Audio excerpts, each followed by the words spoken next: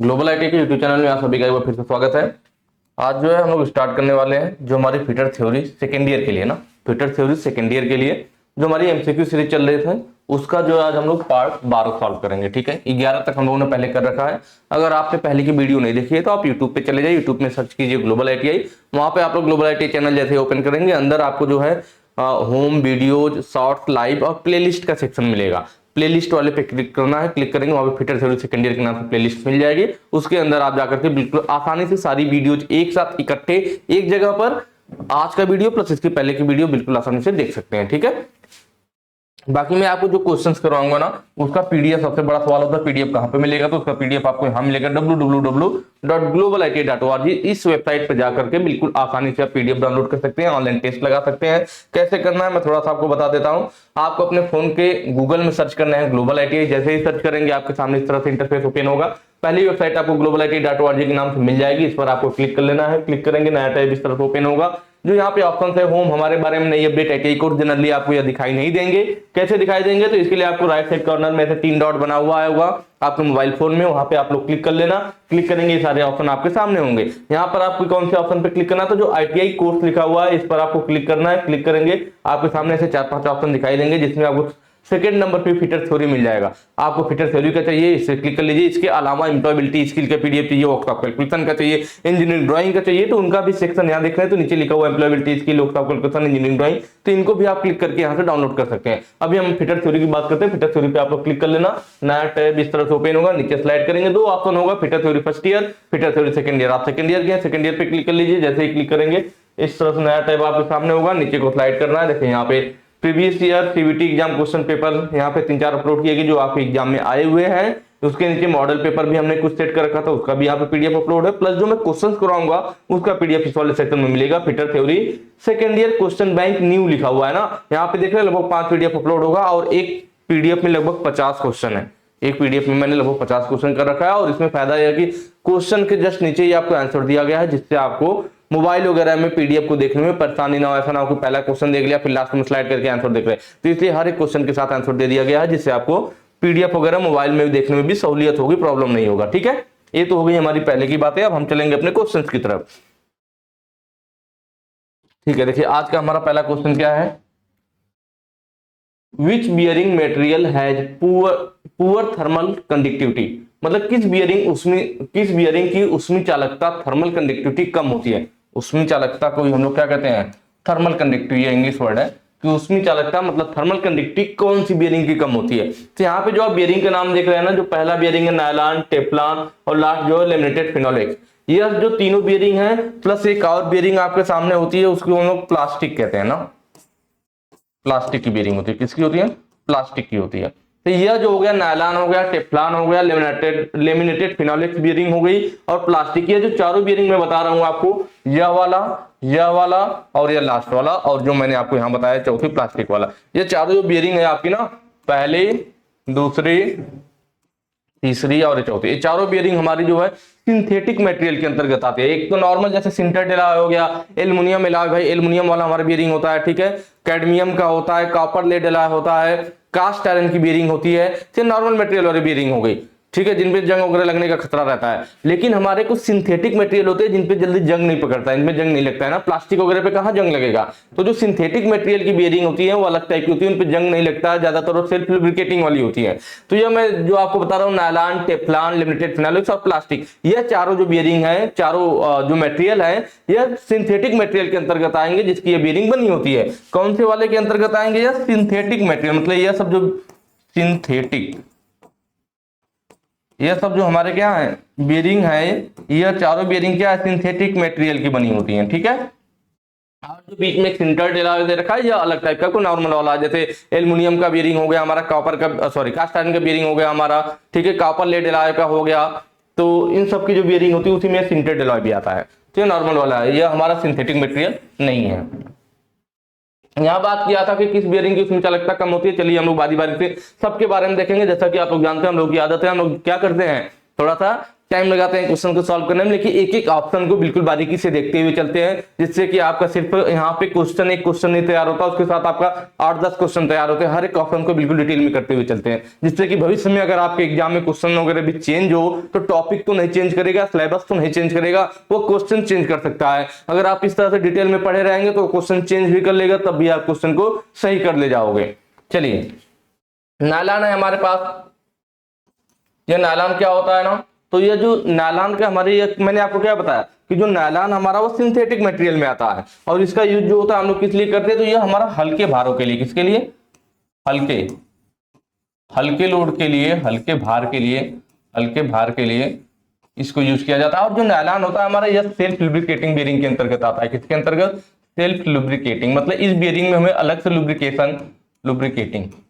अलग से लुब्रिकेशन स्नेहन करने की जरूरत नहीं होती है, सेल्फ लुब्रिकेटिंग बेरिंग होती है, ठीक है, नायलॉन वाला। और यह भी आपका जो है ना, जैसे टेफ्लॉन है, लेमिनेटेड फिनोलेक्स है, तो जो टेफ्लॉन वाला है ये भी हमारा क्या, सेल्फ लुब्रिकेटिंग में आता है। लेकिन कभी भी एग्जाम में जब क्वेश्चन ऑप्शन में आपको देगा ना, नायलॉन, टेफ्लॉन, लेमिनेटेड फिनोलेक्स और प्लास्टिक, ये चारों ऑप्शन में दे रखा है, तो हम हमेशा पहले किसको सही करेंगे, नायलॉन को सही करेंगे। यह आपके एग्जाम में भी, कंपटीशन वाले एग्जाम में भी आया हुआ है, ठीक है। तो जो नायलॉन हमारा, ये सेल्फ लुब्रिकेटिंग बेरिंग के अंतर्गत आएगा। सिंथेटिक मटेरियल वाले में, नॉर्मल वाले में सिंटर डिला जो होता है, नॉर्मल जैसे मैंने बताया आपको कि कापर की बेरिंग, सॉरी कास्ट आयरन की बेरिंग होती है, एल्युमिनियम एलॉय की बेरिंग होती है, ठीक है, कॉपर लेड एलॉय की बेरिंग होती है, स्वेट मेटल की बेरिंग होती है, मतलब व्हाइट मेटल की।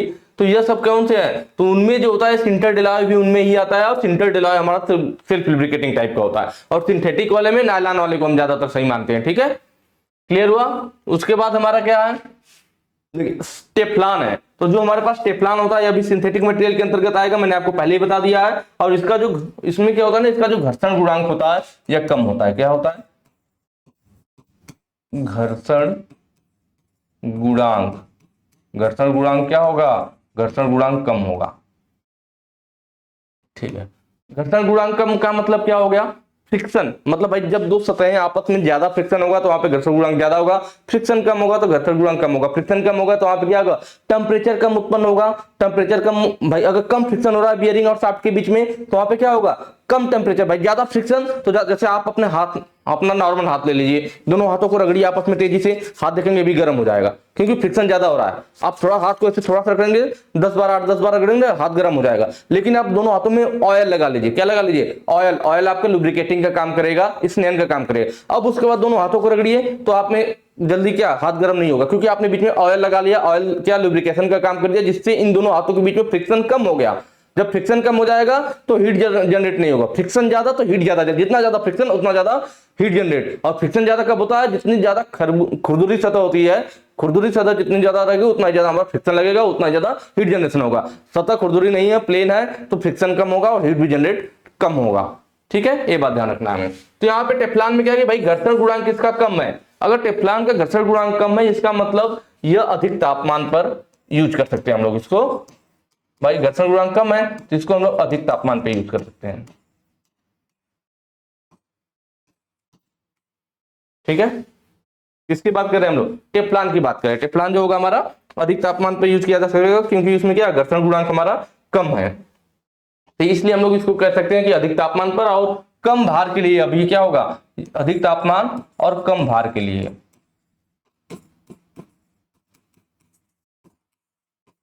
ठीक है। एक और इसकी क्वालिटी होती है टेफ्लॉन की, यह जो होता है ना, रसायनों के जो हमारे केमिकल होते हैं उनके अटैक के प्रति इसके क्या रेजिस्टेंस होता है, मतलब रेजिस्टेंस टू, प्रतिरोधी होता है उसका ना, resistance to attack of chemical, attack of chemical, मतलब जो रसायनों का हमारा क्या होता है, आक्रमण होता है उसके प्रति या प्रतिरोध होता है, मतलब जैसे इस पे केमिकल वगैरह जल्दी रिएक्शन नहीं कर पाते, उसके रेजिस्टेंस होता है, उसका विरोध करता है। ये कौन सा, टेफ्लॉन वाला, ठीक है। अधिक टेम्परेचर, क्योंकि घर्षण गुणांक कम है तो ये अधिक तापमान पर काम कर सकता है और कम भार के लिए यूज किया जाता है। Resistance to attack of chemical, मतलब जो केमिकल्स वगैरह होते हैं उनके इस पे रिएक्शन वगैरह कम होते हैं, उसके प्रति इसका प्रतिरोधी होता है, ठीक है। चलिए उसके बारे में, इसको मैं जरा डिलीट कर देता हूं, चौथा वाला जो प्लास्टिक वाला, ठीक है। उसके बाद क्या, सिंटर डेला, जो सिंटर डेला है ना हमारा, यह भी सेल्फ लुब्रिकेटिंग बियरिंग है। कौन सा वाला है यह, और इसको भी मैं इधर कहीं लिख देता हूं, क्या है हमारा,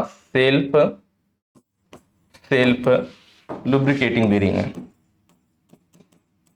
सेल्फ लुब्रिकेटिंग वाला है। ठीक है, ये हमारा ज्यादातर पूछता है कई बार एग्जाम में कि सेल्फ लुब्रिकेटिंग कौन सा, सिंटर डेला, यह कैसे बनाई जाती थी। ये जो बियरिंग होता है ना, यह जो बियरिंग मेटल होता है, जो बियरिंग मटेरियल को बनाते हैं, तो बियरिंग मटेरियल को बनाते समय उसमें पोरोसिटी करते हुए, मतलब पोरोसिटी का मतलब छोटे छोटे छिद्र करते हुए, उस बियरिंग मटेरियल में क्या करेंगे, पोरोसिटी करते हुए, मतलब छोटे छोटे छिद्र करते हुए स्पंजी टाइप का सिंटरिंग मेथड से बनाया जाता है। सिंटर डेला वाले को सिंटरिंग विधि से उसमें क्या करते हैं, उस मटेरियल में छोटे छोटे पोरोसिटी या छोटे छोटे छिद्र या पोरोसिटी करते हुए सिंटरिंग विधि से बनाया जाता है, और वो थोड़ा स्पंजी टाइप का होता है। जो बियरिंग होगी या किस टाइप की होगी, छोटे छोटे छिद्र पोरोसिटी हो जाएगा, उसमें छोटे छोटे छिद्र जो हो जाएंगे तो स्पंजी टाइप का हो जाएगा, जिससे वो अधिक मात्रा में तेल अपने अंदर सोख लेता है और स्वयं ही लुब्रिकेटिंग करता रहता है। तो इसीलिए हम लोग सिंटर डेला वाले बियरिंग को क्या कहते हैं, सेल्फ लुब्रिकेटिंग बियरिंग कहते हैं। ठीक है, और लास्ट जो हमारा लेमिनेटेड फिनोलिक, यह हमारा कौन सा है, तो मैंने बताया सिंथेटिक मटेरियल वाला हम लोगों का है।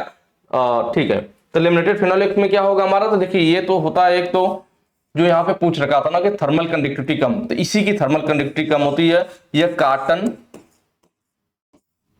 का, फैब्रिक का, काटन, फैब्रिक या एस्बेस्टॉस वगैरह के बने होते हैं,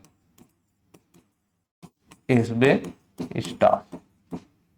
ठीक है, काटन का, फैब्रिक का, एस्बेस्टॉस। और एक क्वालिटी और इसमें होती है लिमिटेड फिनोलिक्स वाले में कि शॉक रेजिस्टेंस होता है, मतलब झटके का विरोध करता है, झटका लगने पे यह टूटेगी नहीं। शॉक रेजिस्टेंस का गुण होता है इसमें, किसका, शॉक रेजिस्टेंस का गुण होता है। और हाई स्ट्रेंथ होती है, उच्च सामर्थ्य होता है, इसकी सामर्थ्य अच्छी होती है, मतलब हाई स्ट्रेंथ होती है, हाई स्ट्रेंथ, उच्च सामर्थ्य होती है। और शॉक के प्रति प्रतिरोध होता है, मतलब उसका विरोध करता है, इस पे शॉक का असर नहीं पड़ेगा ना, झटके को सहन कर लेगा, इसलिए इसको क्या बोलेंगे, शॉक रेजिस्टेंस भी बोलते हैं। और जैसा कि हमें पता है, मैंने आपको बताया क्या है, थर्मल कंडक्टिविटी, इसकी क्या होती है, थर्मल कंडक्टिविटी कम होती है, मतलब उसमें चालकता कम है। उसमें चालकता कम का मतलब क्या, जब ये बीरिंग गर्म होगी तो जल्दी ठंडा नहीं हो पाएगी ना, क्योंकि भाई इससे उसमें चालकता कम है, जल्दी उष्मा को जाने नहीं देगा। किसी में उसमें चालकता अच्छी है, मतलब उसमें तेजी से उष्मा का प्रवाह होगा, इसमें जल्दी उष्मा का प्रवाह ही नहीं होगा, तो उसमें चालकता इसकी क्या है, थर्मल कंडक्टिविटी कम होती है, उसमें चालकता कम, उसमें चालकता कम होती है। अगर उसमें चालकता कम है तो हमें इसके ठंडा करने के लिए अच्छी व्यवस्था, मतलब ठंडा करने की उचित व्यवस्था करनी पड़ेगी, क्योंकि इसमें से जल्दी हीट फ्लो नहीं करेगा, तो ठंडा करने की उचित व्यवस्था करनी पड़ती है, हमें ठंडा करने की उचित व्यवस्था करनी पड़ती है।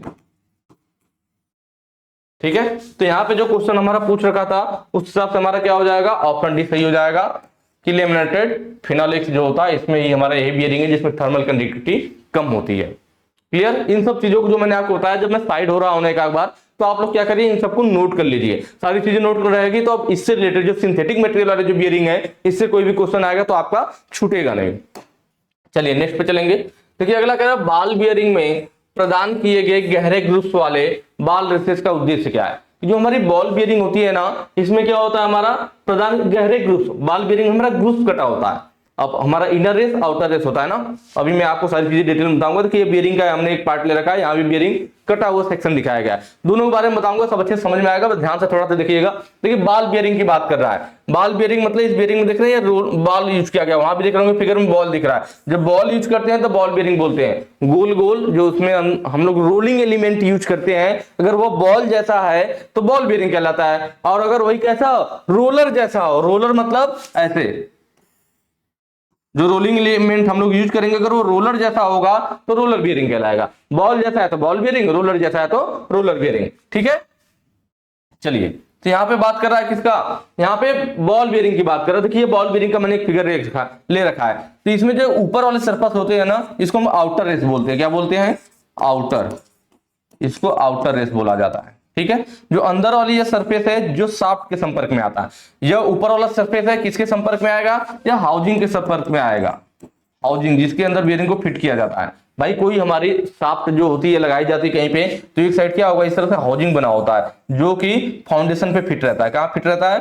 फाउंडेशन पे फिट रहता है। इसमें हमारी बियरिंग लगाई जाती है, ठीक है। तो बियरिंग का जो आउटर रेस है वो कहाँ, जो आउटर रेस है वो हाउसिंग के संपर्क में आता है। इनर रेस किसके संपर्क में आएगा? तो इसमें लगाई जाएगी क्या? शाफ्ट। तो दोनों साइड भाई शाफ्ट कहाँ रुकेगी? तो इधर भी हाउसिंग और उधर दोनों साइड हाउसिंग रहता है। हाउसिंग के बीच में बियरिंग लगाई जाती है और उसके बीच में फिर हमारी शाफ्ट रुकी होती है।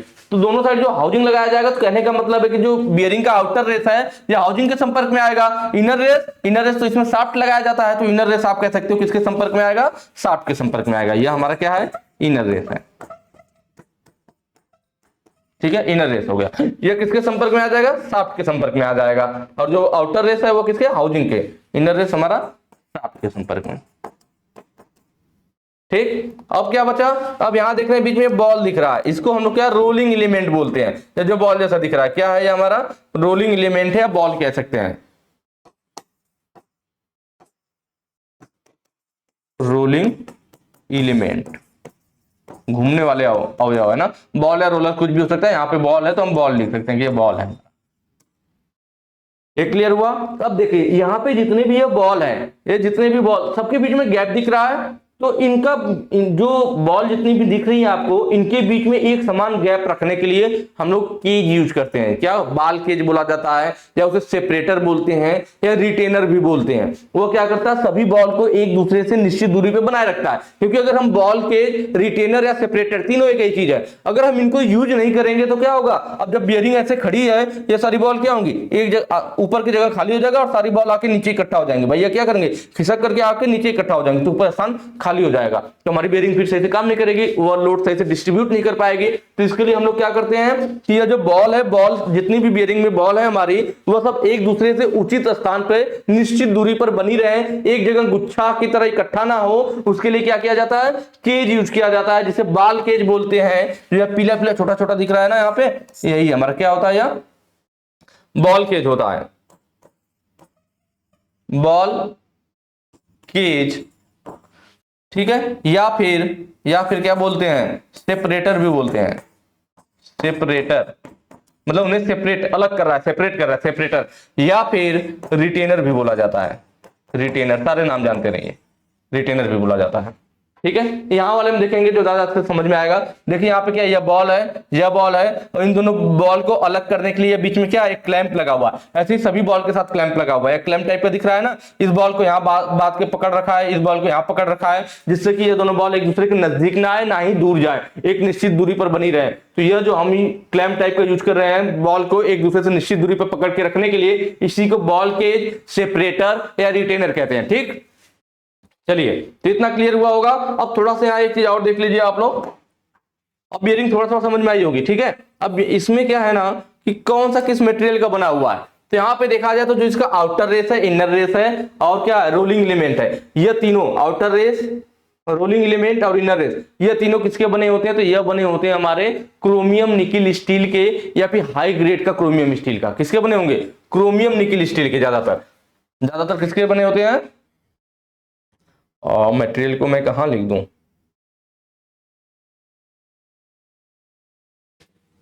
चलिए इधर हाउसिंग को मिटा करके यहां लिख दे रहा हूं। क्या होगा हमारा? क्रोमियम, क्रोमियम निकिल स्टील का, निकिल स्टील का, या फिर कह लीजिए हाई ग्रेड, या फिर हाई ग्रेड क्रोमियम स्टील का, हाई ग्रेड क्रोमियम स्टील। क्या चीज? आउटर रेस, रोलिंग एलिमेंट और इनर रेस, यह तीनों किस मटेरियल के बने हुए हैं? क्रोमियम निकिल स्टील या हाई ग्रेड क्रोमियम स्टील का। वहीं पे बात किया जब बाल केज या कह लीजिए सेपरेटर या रिटेनर, या किसके बने होते हैं? तो ये बने होते हैं क्योंकि इनको बस अलग करने का, इनका और कुछ काम नहीं है। इनका काम है बस बॉल को एक दूसरे से उचित दूरी पर बनाए रखे, अलग किए रहे, एक जगह इकट्ठा ना होने दें। तो यह किसके बने होते हैं? तो यह बाल के सेपरेटर या रिटेनर जो होता है हमारा, यह बना होता है, कलर चेंज कर लेते हैं, ठीक है। यह होता है हमारा प्लास्टिक का। किसका बना होता है? प्लास्टिक का बना हो सकता है, प्लास्टिक का, ठीक है, या फिर पीतल का, या फिर स्टील का। क्लियर? प्लास्टिक, पीतल, स्टील का बना हो सकता है। यहाँ पर जो अलग बॉल दिखाई गई थी, देखिए इसमें भी वही, सॉरी जो बियरिंग कटी, देखिए ये दिखाया गया क्या, इनर रेस, भैया शाफ्ट के संपर्क में आएगा तो ये अंदर वाला हमारा क्या हो जाएगा, इनर रेस हो जाएगा। इनर रेस, जो बाहर वाला हमारा है आउटर रेस, आउटर रेस बाहरी है तो आउटर, ठीक है। जो ये दिख रही है आपको यही रोलिंग एलिमेंट है या बॉल कह सकते हैं, और इनको जो अलग करने के लिए दिखाया गया इस तरह से, ये जो हमारा क्लैंप टाइप का है यही हमारा क्या है, सेपरेटर है, या कह लीजिए कीज है, या बॉल केज भी कहते हैं, ठीक है। ये क्लियर हुआ। चलिए, और इसमें आप देख रहे होंगे जैसे बॉल अगर या सरफेस बिल्कुल प्लेन होती, देखिए आउटर रेस ऊपर हो गया आउटर रेस, और नीचे हो गया क्या, inner race, outer race inner race दोनों दिख रहा होगा आपको, और इसके बीच में बॉल है। तो अगर ये बिल्कुल प्लेन होता, देख रहे हैं आउटर रेस में क्या है, यहाँ पर भी देख रहे हैं ऐसे, या क्या खांचा टाइप में कटा हुआ, देखिए इसके अंदर खांचा ग्रुप कटा हुआ है, ऐसे ही इसमें भी ग्रुप कटा हुआ, यह पूरी लंबाई में कटा होगा ग्रुप, इसके बीच में क्या होगा, जो हमारा क्या है, देखिए यहाँ पे ग्रुप कटा हुआ दिख रहा है। तो जो आउटर रेस, सॉरी जो इनर रेस है, इनर रेस के ऊपर, इनर रेस के ऊपर ग्रुप कटा होता है, और आउटर रेस के नीचे ग्रुप कटा होता है, देख रहे होंगे आप। ये ऊपर वाला आउटर रेस है तो इसके नीचे ग्रुप कटा हुआ है, या इनर रेस है तो इसके ऊपर ग्रुप कटा हुआ है। तो इनर रेस के ऊपर ग्रुप कटा होता है और आउटर रेस के नीचे ग्रुप कटा होता है, ठीक है। और इन ग्रुप में रहती है क्या, बॉल। अगर ग्रुप नहीं कटा होता, नॉर्मल बॉल रहती तो फिसल के दो तक चली जाती ना, सही से उसके बीच में रुकती नहीं, तो बॉल बीच में रुके रहे इसके लिए क्या काटा जाता है, ग्रुप काटा जाता है, और इनर रेस के ऊपर आउटर रेस के नीचे, तो यह ग्रुप कटा हुआ आपको दिख रहा होगा, ठीक है। तो क्वेश्चन में पूछा क्या था, क्वेश्चन में पूछा था कि बॉल बियरिंग में प्रदान किए गए गहरे ग्रुप वाले बॉल रेसेस का उद्देश्य क्या है, कि जो ग्रुप से प्रदान किया जा रहा है ना, अगर गहरा ग्रुप, कुछ में क्या करते हैं, गहरे ग्रुप बनाते हैं, तो गहरे ग्रुप किस लिए बनाया जाता है, यही पूछ रहा है। तो जनरली जो हमारा बॉल बियरिंग होता है ना, ये रेडियल लोड लेने के लिए यूज किया जाता है। कौन सा लोड, रेडियल लोड का मतलब होता है कि जो लोड बियरिंग के अक्ष के लंबवत लगे।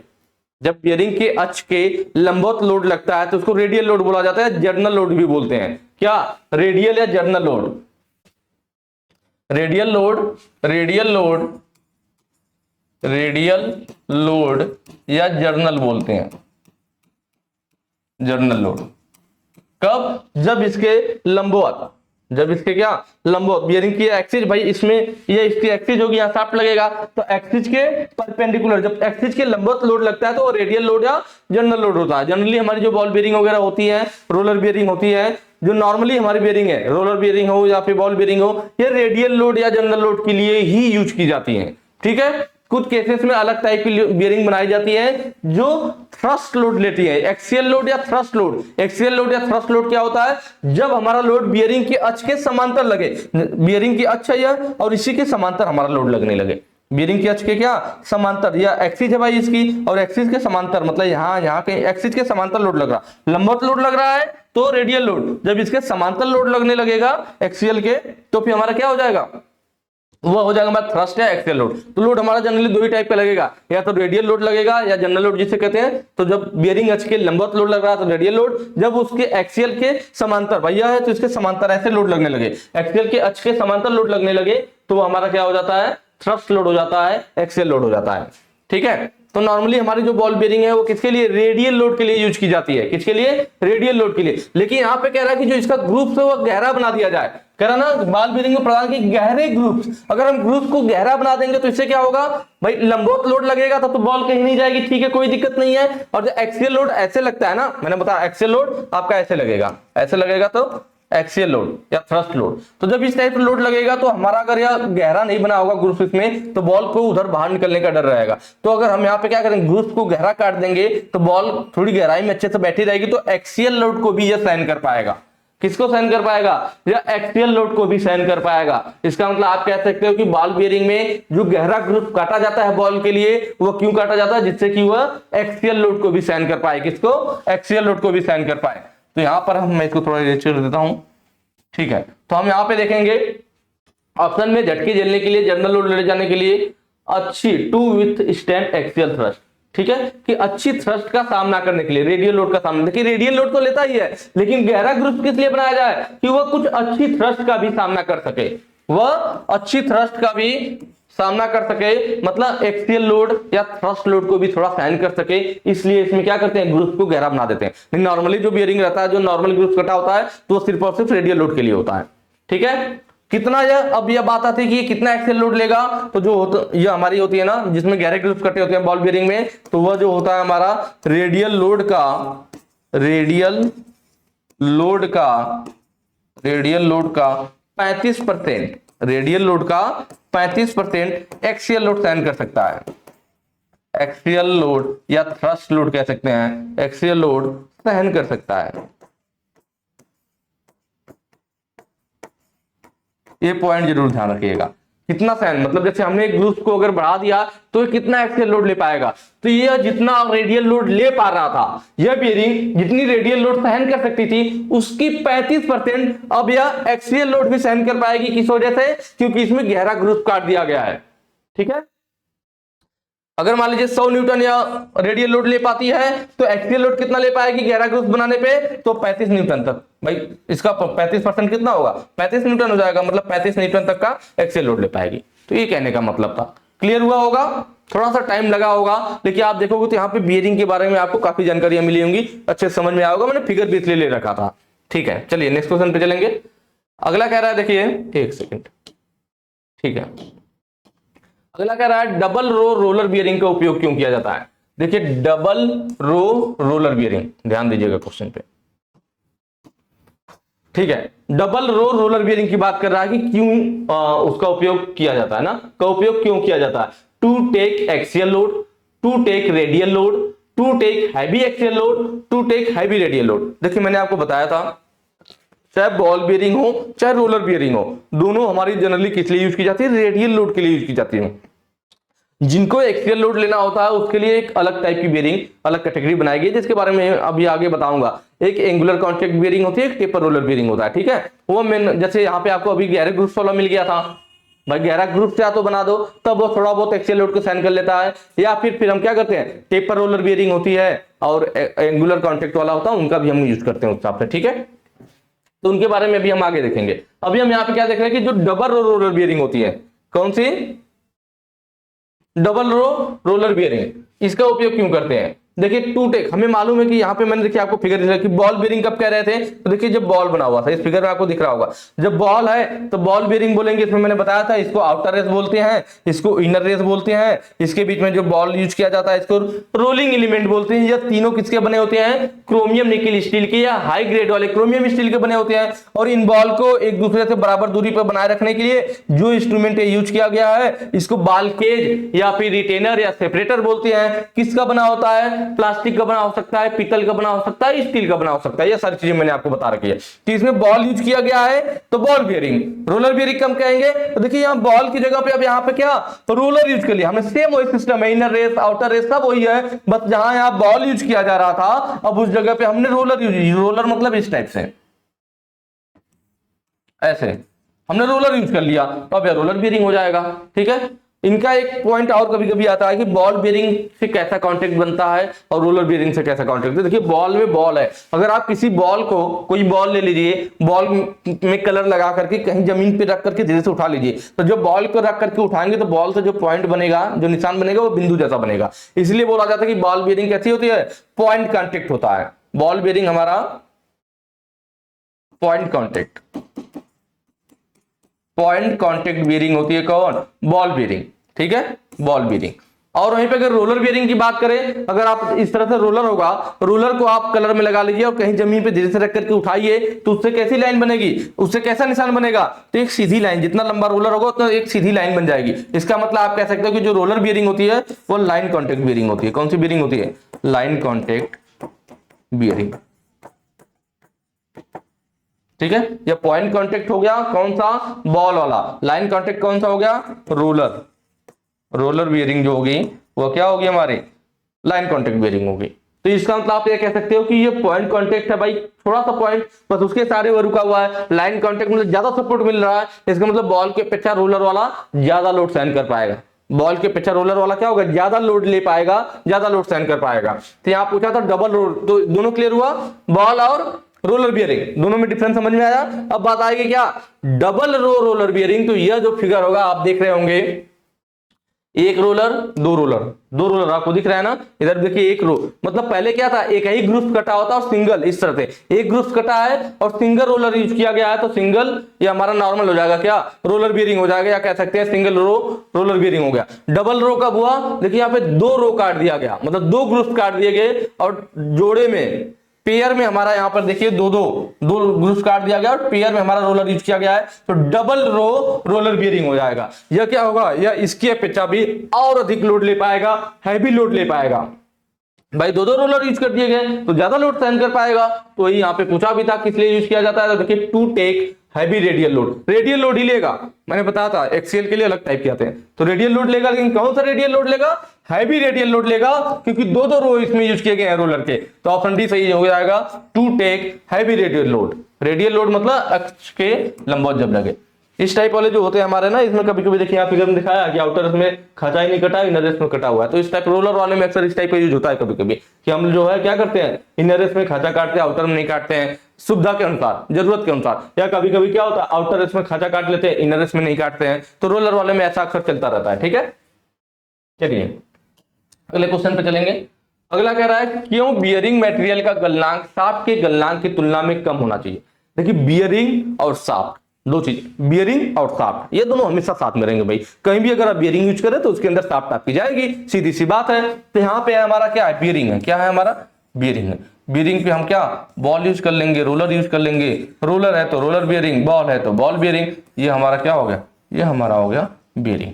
अब बियरिंग के अंदर क्या होगी हमारी, बियरिंग के अंदर होगी हमारी शाफ्ट। बियरिंग के अंदर हमारा क्या होगा, शाफ्ट होगा। तो बियरिंग में लगेगी शाफ्ट। तो यहां पे क्या बोल रहा है कि बियरिंग मटेरियल का गलनांक, मतलब जो बियरिंग है हमारी, इसका गलनांक क्या होना चाहिए, बियरिंग। बियरिंग का जो गलनांक होना चाहिए यह कम होना चाहिए। किससे कम होना चाहिए, इस शाफ्ट से, शाफ्ट से कम होना चाहिए। ये कह रहा है कि क्यों बियरिंग मटेरियल का गलनांक शाफ्ट के गलनांक की तुलना में कम रखते हैं।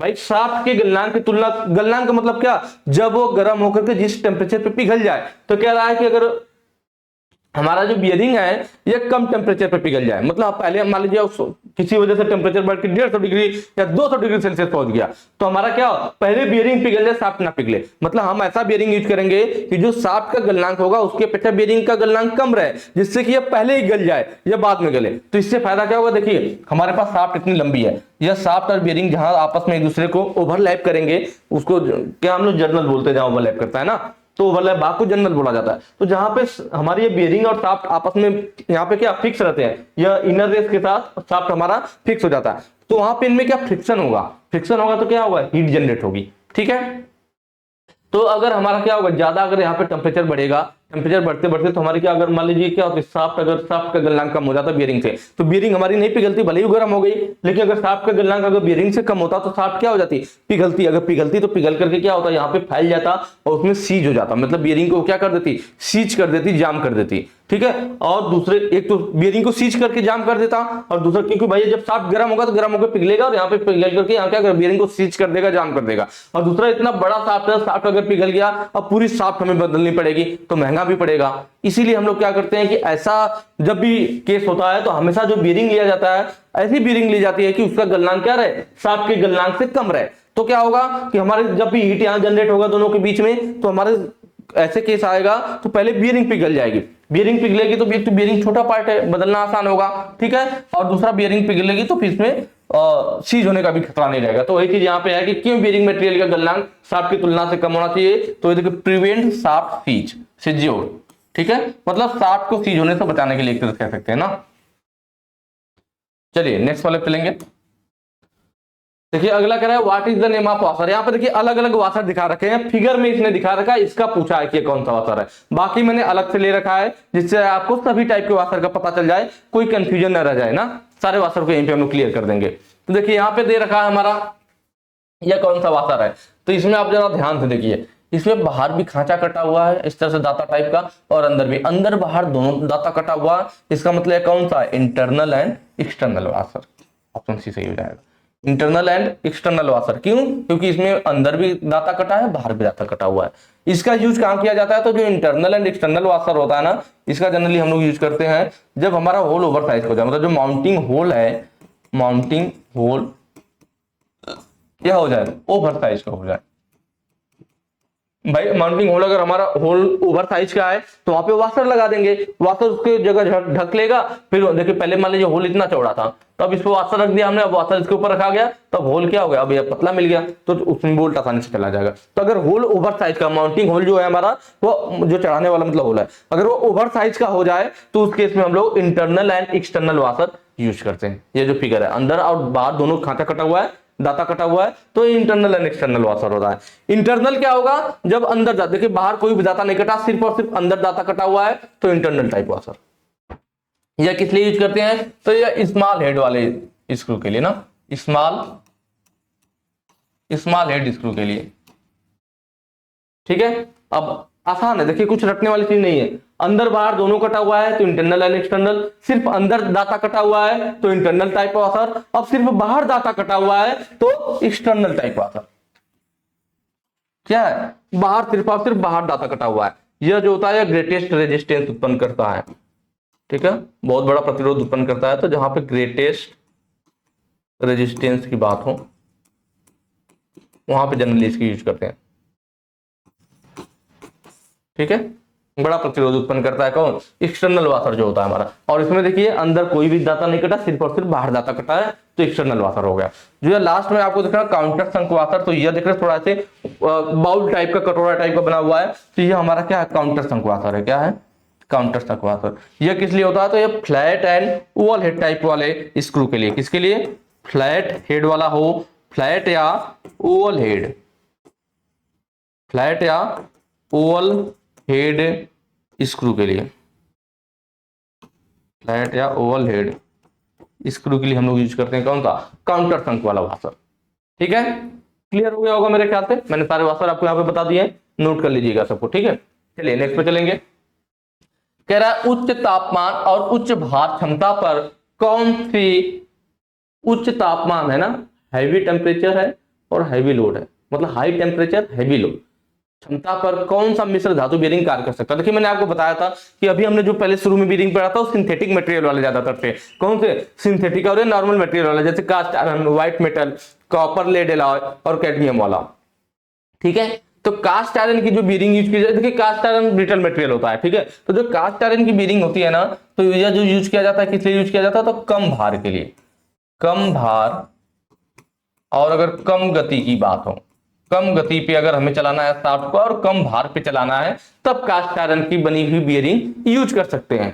और वहीं बात किया जाए व्हाइट मेटल की, किसकी, व्हाइट मेटल की, तो जो व्हाइट मेटल होता है हमारा, ये जितनी भी बेरिंग है इनकी अपेक्षा यह कम तापमान पर, ठीक है, आपको जितनी भी यहाँ पे बेरिंग दिख रही होंगी ना, ये सबके अपेक्षा क्या होगा, कम ताप पर और कम भार पे काम करता है।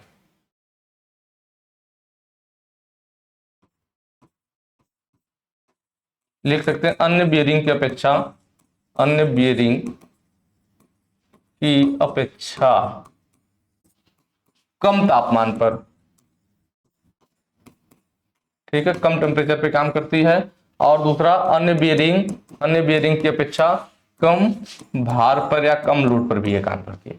कौन सी, व्हाइट मेटल। एक चीज और इसमें ध्यान देना होता है, जो व्हाइट मेटल वाले में होता है ना, इसमें एक टीन आधारित तो हमारा होता है। क्या, अगर टीन बेस्ड है, टीन पर आधारित अगर हमारा व्हाइट मेटल है, किस पर, टीन आधारित, जो टीन आधारित व्हाइट मेटल होता है ना, वह बैबिट मटेरियल कहलाता है। क्या कहलाता है, बैबिट मटेरियल, बैबिट मटेरियल, जो कि हमारी बेरिंग के लिए यूज की जाती है। तो बैबिट मटेरियल हमारा किस किस चीज का बना होता है, टीन आधारित है ना। देखिए इसमें क्या क्या हो जाएगा, इसमें हो जाएगा हमारा tin plus lead plus copper plus antimony,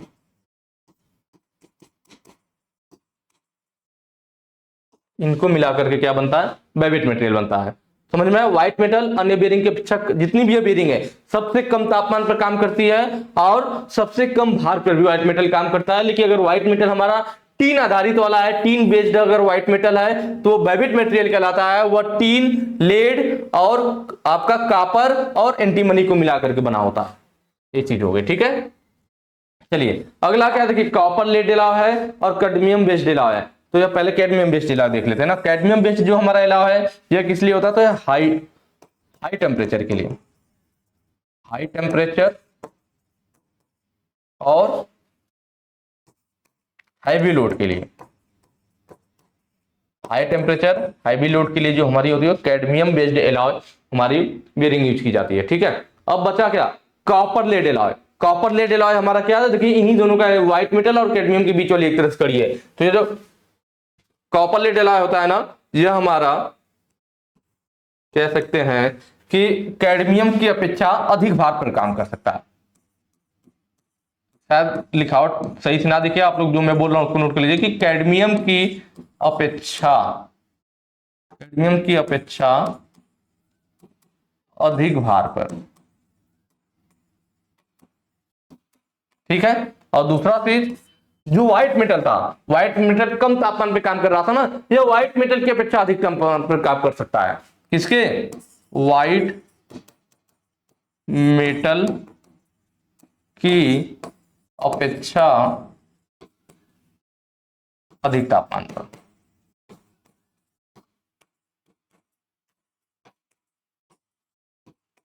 clear हुआ, जो हमारा कॉपर लेड एलॉय है यह कैडमियम की अपेक्षा अधिक लोड पर, भाई इससे ज्यादा तापमान पे नहीं काम कर पाएगा, लेकिन इसकी अपेक्षा अधिक लोड पर हमारा क्या कॉपर लेड एलॉय काम कर सकता है। किसकी अपेक्षा अधिक लोड पर, कैडमियम की अपेक्षा।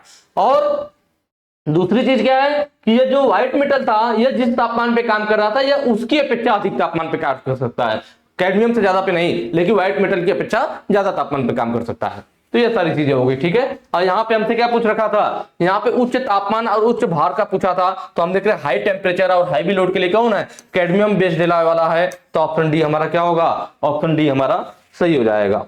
ठीक है, चलिए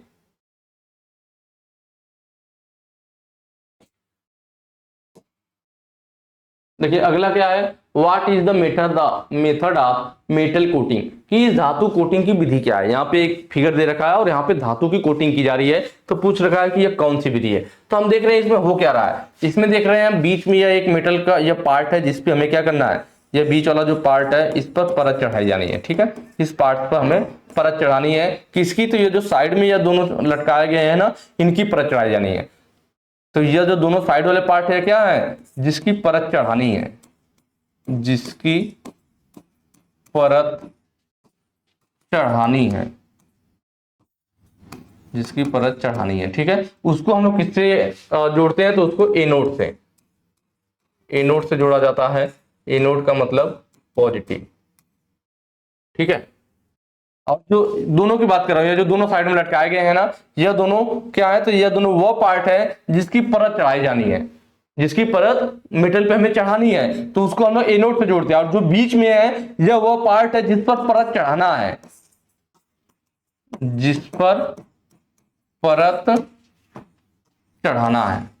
ठीक है, जिस पर परत चढ़ाना होता है उसको हम लोग कैथोड से जोड़ते हैं। किससे जोड़ते हैं, कैथोड से जोड़ते हैं। कैथोड का मतलब निगेटिव से। दो चीजें क्लियर हुई। और यह जो होता है इसमें डीसी सप्लाई दिया जाता है। इस प्रोसेस में कौन सा सप्लाई देते हैं, डीसी सप्लाई देते हैं। डीसी सप्लाई दिया जाता है, वह भी डीसी सप्लाई में क्या रहेगा, हाई करंट, हाई करंट और लो वोल्टेज, लो वोल्टेज।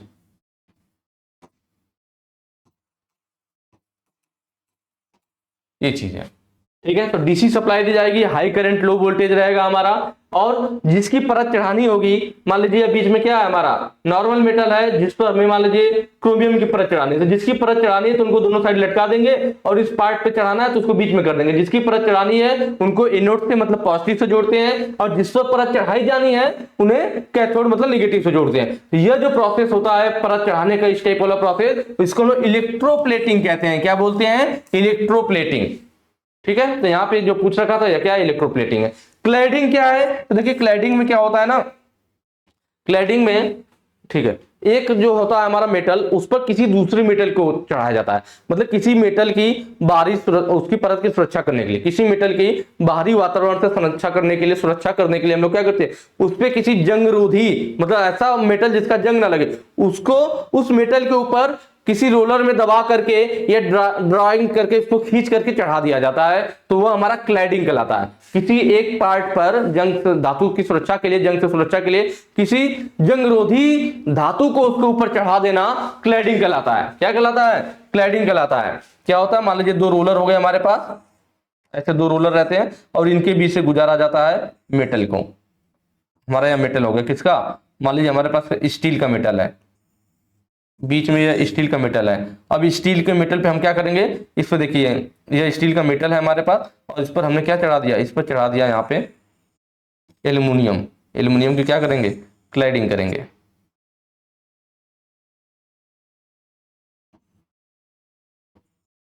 ठीक है,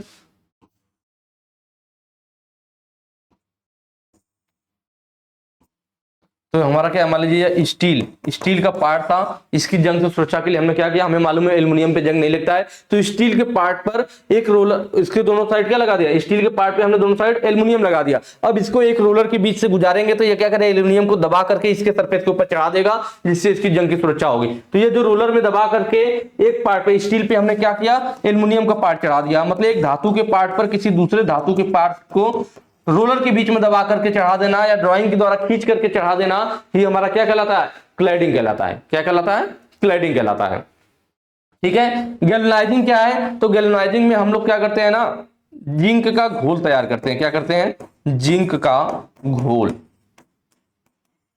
जिंक का घोल तैयार किया जाएगा और उसमें क्या करेंगे, जो हमारे पास धातु की चादर है उस जिंक के घोल में डुबो करके बाहर निकाल लेंगे, उस पर जिंक की परत चढ़ जाएगी, उसी प्रोसेस को गैल्वेनाइजिंग बोला जाता है। आया समझ में। नॉर्मल हमारे पास मेटल की, धातु की, रॉट आयरन की मान लीजिए धातु की चादर है, रॉट आयरन की धातु की चादर है, उस पर हमें जिंक की परत चढ़ाना है। हम क्या करेंगे, जिंक का घोल बनाएंगे, रॉट आयरन का जो धातु का चादर है उसको लेंगे, उसमें डुबोएंगे और बाहर निकालेंगे, उस पर जिंक की परत चढ़ गई और वही क्या कहला जाता है, वही प्रोसेस हमारा गैल्वेनाइजिंग कहलाता है। चलिए अब यहाँ पे एक बच गया हमारे पास क्या, सेराडाइजिंग। सेराडाइजिंग क्या है हमारा, तो ये भी धातु संरक्षण, धातु को सुरक्षा करने, ये जितने भी प्रोसेस है अब सब क्या कर रहे हैं, क्लैडिंग, सेराडाइजिंग, गैल्वेनाइजिंग, इलेक्ट्रोप्लेटिंग, ये सब हमारी धातु की सुरक्षा कर रहे हैं बाहरी वातावरण से, उस पर जंग लगने से बचाया जा रहा है, धातु की सुरक्षा की जा रही है। ठीक है, उसका संरक्षण किया जा रहा है। तो सेराडाइजिंग भी हुई, तो सेराडाइजिंग हमारा किसके अंतर्गत आता है, सीमेंटेशन प्रोसेस के अंतर्गत आता है। सीमेंटेशन प्रोसेस में हमारा सेराडाइजिंग, क्रोमाइजिंग और क्लोराइजिंग अभी आगे आएगा, मैं बताऊंगा। तो सीमेंटेशन प्रोसेस में क्या होता है, सीमेंटेशन प्रोसेस, उसके द्वारा भी हमारी धातु की सुरक्षा की जाती है, उसमें हमारा सेराडाइजिंग, क्रोमाइजिंग, क्लोराइजिंग आता है। सेराडाइजिंग में क्या होता है, इसमें जिंक पाउडर यूज किया जाता है। क्या यूज किया जाता है, जिंक पाउडर। जो जिंक पाउडर होगा हमारा ना, इसको हम लोग, जैसे आपने देखा ढलाई वाली मशीन होती है ना, जो ढलाई किया जाता है छत वगैरह पे, तो ढलाई वाली मशीन में क्या, एक बैरल बड़ा सा ऐसे गोल सा बैरल टाइप का रहता है, उसमें हम लोग क्या करते हैं, कोई जो मजदूर होते हैं, कोई लाकर के उसमें बालू फेंक रहा है, कोई गिट्टी फेंक रहा है, कोई सीमेंट फेंक रहा है, कोई लाकर के 2 बाल्टी पानी डाल दे रहा है, तो उससे क्या होता है, वो जो बैरल होता है गोल सा, वो घूमता रहता है लगातार। वो बैरल क्या होता है, जब ढलाई हो रही थी तो देखते हो बैरल मशीन में घूमता रहता है, उसमें सीमेंट, बालू, गिट्टी, पानी सब फेंका जाता है और वो बैरल उनको आपस में मिलाता रहता है, तो उस तरह से मटेरियल तैयार हो जाता है। तो उसी टाइप से सेराडाइजिंग भी होता है। सेराडाइजिंग में क्या होता है, जैसे उसमें आप बालू गिट्टी फेंक देते हो, सेराडाइजिंग हमें जिस पार्ट्स पे जिंक की परत चढ़ानी होती है उस पार्ट को उस बैरल के अंदर रखते हैं और उसमें फिर जिंक पाउडर डाल दिया जाता है, उसमें जिंक पाउडर डाल दिया जाता है। तो जब वो हमारा बैरल घूमेगा तो वो पार्ट भी उसमें घूमता रहेगा और जिंक पाउडर उसके अंदर पड़ा हुआ तो वो उस पर, उसके ऊपर, पार्ट के ऊपर चढ़ता रहेगा। तो उसके ऊपर अच्छे से चढ़ेगा कैसे, पकड़ेगा कैसे, तो उसके लिए हम लोग इसको, जो हमारा प्रोसेस होता है, तो इसमें जिंक पाउडर जिस मशीन में रखा गया है उसको 370 डिग्री सेल्सियस तक गर्म करते हैं। कितने तक, 370 डिग्री सेल्सियस तक गर्म करते हैं, जिससे जिंक पाउडर जो होता है, जिंक अच्छे से उस पार्ट के ऊपर चढ़ जाता है और उसकी वातावरण से सुरक्षा करता है। तो ये हमारा सेराडाइजिंग होता है। तो देखिए दोनों में फर्क क्या, गैल्वेनाइजिंग में भी जिंक की परत चढ़ा रहे थे और सेराडाइजिंग में भी जिंक का चढ़ा रहे हैं, लेकिन फर्क ये है कि गैल्वेनाइजिंग में हम जिंक का घोल बना रखे थे, जिंक का क्या घोल बना रखे थे, जबकि सेराडाइजिंग में जिंक पाउडर यूज किया जा रहा है। ठीक है, चलिए अगला क्वेश्चन है, लंबे समय तक जंग ना लगने देना। क्या है हमारा, कि लंबे समय तक जंग ना लगने देना। और क्या बोल रहा है, उच्च पॉलिश को बनाए रखने के लिए धातु की सतह की इलेक्ट्रोप्लेटिंग में किस धातु का उपयोग किया जाता है। देखिए इलेक्ट्रोप्लेटिंग क्या, अभी हमने पीछे पढ़ा, इलेक्ट्रोप्लेटिंग में क्या पढ़ा कि हमारा क्या होता है, इलेक्ट्रोलाइट पदार्थ होता है जिसमें हम लोग क्या करते हैं, इसमें जिस पार्ट पे हमें परत चढ़ाना होता है वो बीच में होता है, और जिसका परत चढ़ाया जाता है वो दोनों साइड ऐसे लटका दिया जाता है। इन दोनों को हम लोग किससे जोड़ते हैं, तो जो जिसकी परत चढ़ानी है उसको हम लोग एनोड से जोड़ देते हैं, मतलब पॉजिटिव से जोड़ देते हैं, और जिस पर परत चढ़ाना है, जो हमारा पार्ट है जिस पर हमें परत चढ़ाना था, इसको किससे जोड़ते हैं, तो इसको कैथोड मतलब निगेटिव से जोड़ देते हैं, कैथोड से जोड़ते हैं, निगेटिव से जोड़ते हैं। उसके बाद हमने बताया कि इसमें डीसी सप्लाई, इलेक्ट्रोप्लेटिंग में क्या डीसी सप्लाई दी जाती है, जो हाई करंट लो वोल्टेज होता है। तो ये पूछ रहा है कि इसमें जब लंबे समय तक जंग ना लगे और उच्च पॉलिश बनी रहे, तो इसके लिए इलेक्ट्रोप्लेटिंग जब हम करते हैं तो जिस पार्ट पर हम कोई परत चढ़ाए तो किस धातु का परत चढ़ाए कि वो लंबे समय तक चले और पॉलिश भी अच्छे से बने रहे। तो यहाँ पर ऑप्शन रखा है कि लेड, निकेल, एल्युमिनियम और क्रोमियम। तो वो देखिए क्रोमियम होता है, क्रोमियम की परत चढ़ाई जाती है जो लंबे समय तक चलता है और पॉलिश को बनाए रखता है। ठीक है, चलिए नेक्स्ट क्वेश्चन पे चलेंगे। अगला कह रहा है कौन सी धातु संक्षारण प्रतिरोधी की रक्षा करती है और कोटिंग पर तापमान भिन्नता के कारण दरार या छिलता नहीं है। ठीक है, तापमान भिन्नता के कारण कि अगर मान लीजिए टेम्परेचर में वेरिएशन हो तब भी वह छिले ना, वह गड़बड़ ना हो, अपना सही से काम करता रहे। तो वही पूछ रहा है कि वह कौन सा वाला है जो कि टेम्परेचर के बदलने पर भी नहीं दिक्कत होती है। ठीक है, तो इसमें देखिए हमारा जो ऑप्शन होगा ना, ऑप्शन ए सही होगा, जिंक। कौन सा सही होगा, जिंक। कि कौन सी धातु संक्षारण प्रतिरोधी की रक्षा करती है, मतलब जंग नहीं लगता है, और कोटिंग पर तापमान भिन्नता, मतलब अगर टेम्परेचर में वेरिएशन हो, टेम्परेचर बदले तब भी उसका जो वो पेंट जो उस पर लगा हुआ है उसमें दरार ना है, वह पपड़ी की तरफ बन करके छिल करके हटे ना, तो जिंक होता है। दरअसल जिंक की प्रॉपर्टीज होती है ना, जिंक की एक प्रॉपर्टीज है कि अगर जिंक को खुले वातावरण में रख दिया जाए, जिंक को क्या करें, खुले वातावरण में रख दें, जिंक को खुले वातावरण में अगर रख दिया जाए तो जिंक के ऊपर क्या होता है, कार्बोनेट की परत जम जाती है। किसकी, कार्बोनेट की परत जम जाती है, जो किस कलर की होती है, ग्रे रंग की होती है। किस कलर की, ग्रे रंग। ध्यान से समझिएगा क्या बताया हमने कि जो जिंक होता है, जिंक की एक प्रॉपर्टी है कि अगर जिंक को खुले वातावरण में रख दिया जाए तो उसके ऊपर क्या होगा, कार्बोनेट की परत जम जाती है जो कि ग्रे कलर की होती है। कौन सी कलर की, ग्रे रंग की होती है। इस वजह से इसके अंदर अब क्या होगा कि यह लंबे समय तक अपना बना रहेगा, और दूसरा कि अगर टेम्परेचर में वेरिएशन भी होगा तब भी यह जो होगा हमारा कार्बोनेट वाली जो परत है वो छोड़ेगा नहीं, और हमारा क्या करता रहेगा, पार्ट्स की सुरक्षा करता रहेगा। तो यह किसकी वजह संभव है, जिंक वाले की प्रॉपर्टी है। तो इसलिए यहाँ पे ऑप्शन ए सही हो जाएगा, जिंक। चलिए अगला क्वेश्चन है, रासायनिक संयंत्र और खाद्य प्रोसेसिंग में, एक मिनट रुकिएगा जरा, किसी कॉल आ रही है।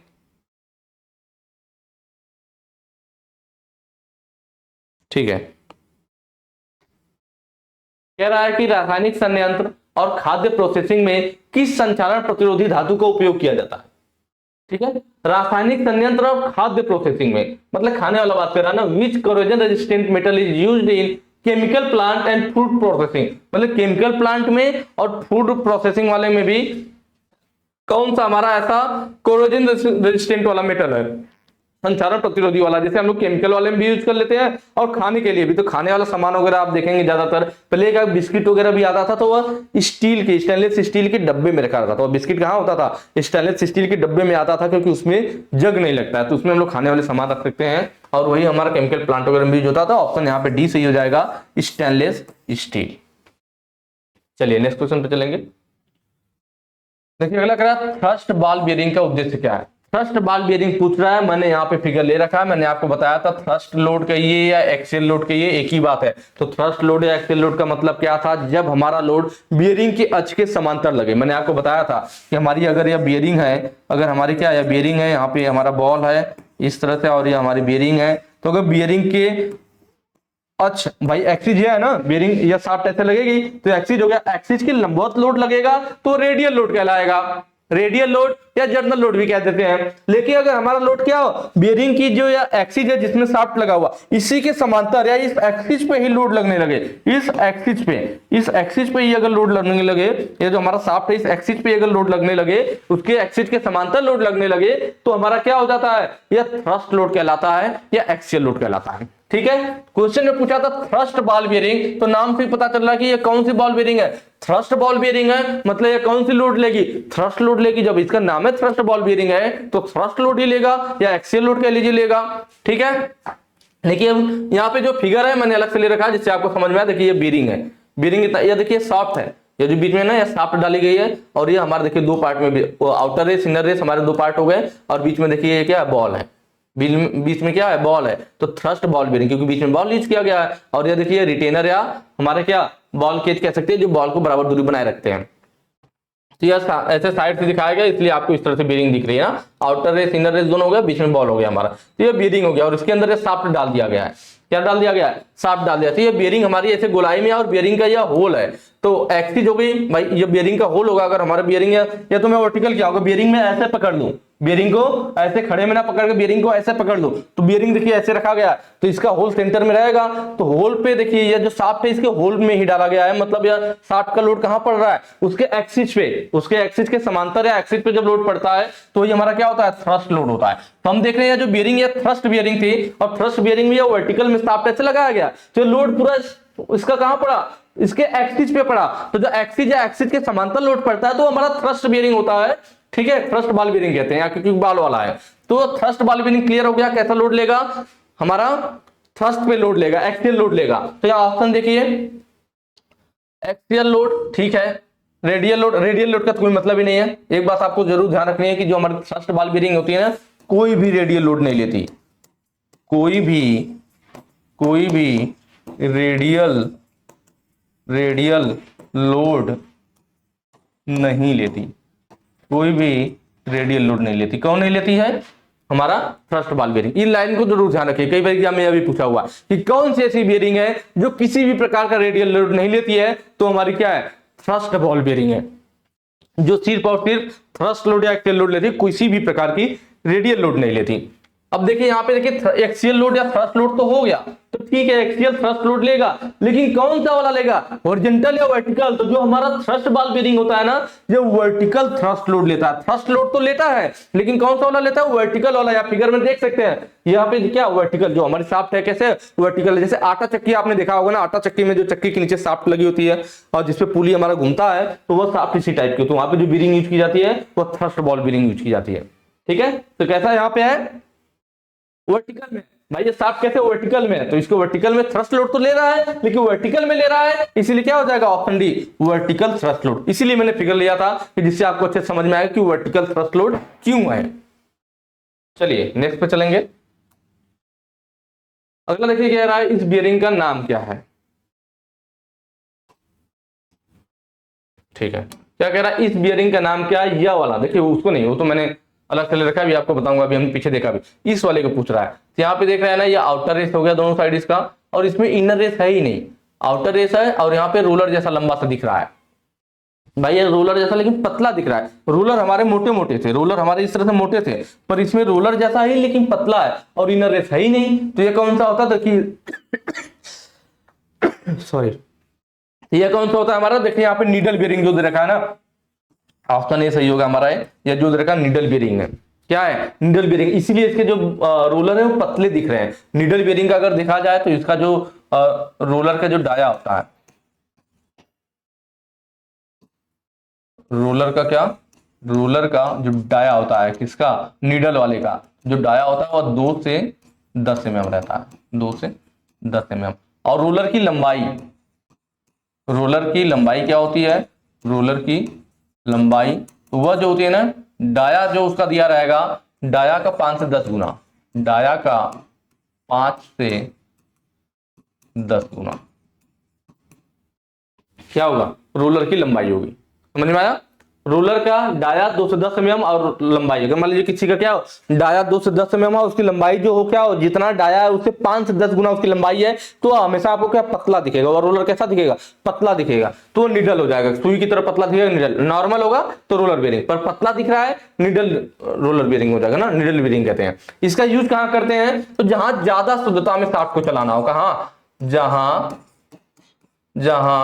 ज्यादा शुद्धता में शाफ्ट को चलाना हो,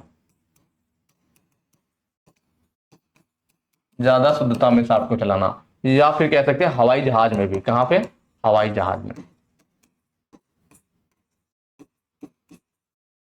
भाई जहां ज्यादा शुद्धता में शाफ्ट को चलाना है वहां पर भी हम लोग नीडल वाले का यूज करते हैं, या फिर जो हमारे पास क्या हवाई जहाज होती है तो हवाई जहाज में भी इसी का यूज किया जाता है। या फिर बहुत ज्यादा लोड हो,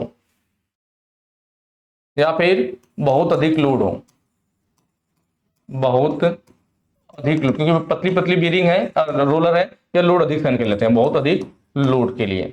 ठीक है। या फिर ऐसे जगहों पे जहां पे हाउसिंग में स्पेस कम हो, जो हाउसिंग मैंने बताया था ना, बियरिंग क्या होती है, हाउसिंग होती है हमारी ना, दोनों साइड हमारा क्या होता है, हाउसिंग लगा होता है, और हाउसिंग के अंदर हम लोग क्या करते हैं, हमारा जो हाउसिंग होता है, हाउसिंग में बियरिंग लगाई जाती है, दोनों साइड ऐसे ही हाउसिंग रहेगा, इसमें बियरिंग लगा दी जाएगी, और इसके बीच में फिर हमारा शाफ्ट रहता है, तभी तो शाफ्ट हमारा रुकेगा, शाफ्ट को रोका कहां जाएगा, इन हाउसिंग में बियरिंग, बियरिंग के अंदर शाफ्ट। तो जो हाउसिंग में कभी कभी क्या होता है, जैसे हाउसिंग का यह होल तो फिक्स है, और इसमें जो शाफ्ट लगाना है वो भी फिक्स है। अब इस हाउसिंग में अगर हम बियरिंग लगाएंगे तो बियरिंग की मोटाई आपको दिख ही रही है भाई, बियरिंग इस तरह से हमारा ना, अगर मैं अलग से बना दूं यहाँ पे थोड़ा, अब मान लीजिए यहाँ पे क्या नीडल वाला होगा तो नीडल यहाँ पे आ जाएगा भाई, बॉल होगा तो बॉल आ जाएगा, नीडल होगा तो नीडल आ जाएगा। ठीक है, इस तरह से होता है। तो अब इस बियरिंग को यहाँ पे लगाना है और इसमें लगाना है शाफ्ट, तो अब इसके ना तो इसका होल बढ़ेगा ना शाफ्ट का होल कम होगा। तो अगर जब हमारा क्या हाउसिंग, इसको हाउसिंग बोलते हैं बियरिंग हाउसिंग, तो अगर हाउसिंग में क्या हो स्पेस कम हो, अब अगर स्पेस कम होगा तो अब स्पेस को कैसे मैनेज किया जाएगा, तो उसके लिए क्या करते हैं, जो हमारा नीडल बियरिंग होता है ना, ये जो यहाँ पे देखिए दिखाया गया था, इसमें आउटर रेस होता, इनर रेस नहीं था, मतलब आउटर रेस तो रहेगा लेकिन इनर रेस को हटा दिया जाएगा। इनर रेस हटा देंगे तो लगभग इतना मोटाई कम हो जाएगा ना भाई। यह क्या है हमारा, यह आउटर रेस है या इनर रेस है, अगर आप यह इनर रेस हटा देते हो तो यह इतनी मोटाई कम होगी ना, अब इसका क्या हो गया, इसका डाया बढ़ गया, आप शाफ्ट आराम से इसके अंदर चली जाएगी, हाउसिंग का भी हमें कुछ नहीं करना पड़ेगा। तो वही होता है कि जहां पे हमें क्या हाउसिंग में स्पेस कम हो, ऐसी जगहों पे क्या होता है, निडल बियरिंग के इनर रेस को हटा दिया जाता है। जो ये इनके रोलर होते हैं ना, ये डायरेक्ट शाफ्ट के कांटेक्ट में आ जाते हैं, जो उनके निडल बियरिंग के जो रोलर होते हैं वो क्या होंगे, डायरेक्ट शाफ्ट के कांटेक्ट में आ जाएंगे, और यह वाला काम इसी में किया जाता है, निडल बियरिंग में, और किसी में नहीं। निडल बियरिंग में करते हैं जब स्पेस कम होता है तो उस केस में इसका इनर रेस हटा देते हैं, सिर्फ आउटर रेस और उसके रोलर होते हैं, इसके जो रोलर होते हैं वो डायरेक्ट शाफ्ट के कांटेक्ट में आ जाते हैं। तो आप कह सकते हो कि निडल बियरिंग का वहां भी यूज किया जाता है जहां हाउसिंग में स्पेस कम हो। आई बात समझ में? यूज कहां किया जाएगा इसका, यूज वहां भी किया जाता है जहां जहां हाउसिंग में स्पेस कम हो, स्पेस कम हो। ठीक है, अगला देखिए थ्रस्ट बॉल बेयरिंग। तो देखिए यह फिगर है आपका क्या, थ्रस्ट बॉल बेयरिंग का भी हमने पीछे देखा था भाई। थ्रस्ट बॉल बेयरिंग थी ना, इसमें जो लोड था ये एक्सियल पे ही लग रहा था, एक्सियल के समांतर लग रहा था, तो हमने बात किया था thrust ball bearing axial load लेती है, लेकिन कौन सा वाला एक्सियल लोड लेती है, तो यहाँ पे शाफ्ट हमें वर्टिकल में दिख रही थी, तो वर्टिकल थ्रस्ट लोड लेती है। कौन सा थ्रस्ट लोड लेती है, वर्टिकल थ्रस्ट लोड। यह जो होती है थ्रस्ट बॉल बेयरिंग किसी भी प्रकार का रेडियल लोड, कोई भी रेडियल लोड नहीं लेती है। फिर आगे देखिए टेपर रोलर बेयरिंग और एंगुलर कॉन्टैक्ट बॉल बेयरिंग, यह दोनों जो बेयरिंग है ना, यह रेडियल लोड और थ्रस्ट लोड दोनों लेती है।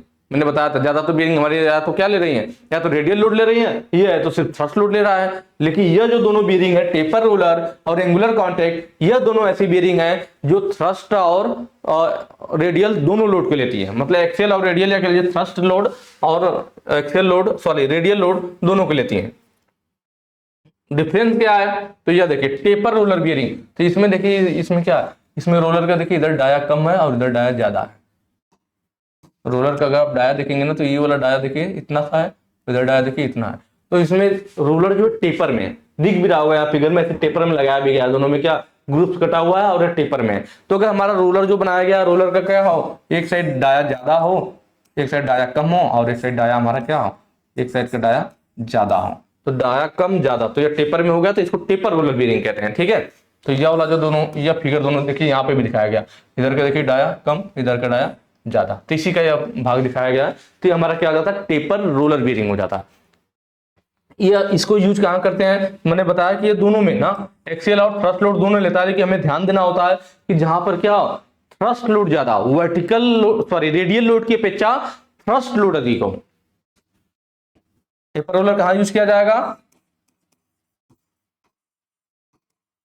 रेडियल लोड की अपेक्षा थ्रस्ट लोड अधिक हो, थ्रस्ट लोड अधिक हो।